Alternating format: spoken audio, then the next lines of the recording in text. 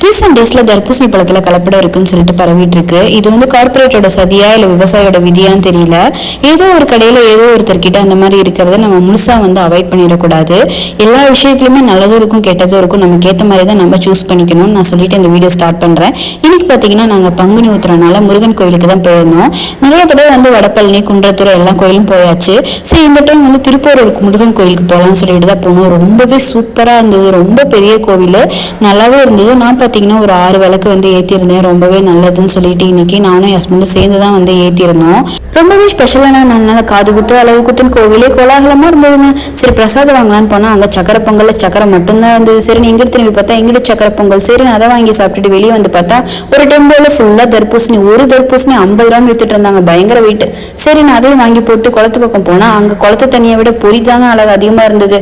சரி, ஓகேன்னு சொல்லிட்டு சாமியெல்லாம் நல்லா மனசார ஃபுல்லா கும்பிட்டுட்டு, எப்பயுமே நான் கோவிலுக்கு போனா ஏதோ ஒன்று வாங்கிட்டு வருவேங்க. அதையும் வாங்கிட்டு வீட்டுக்கு வந்தாச்சு.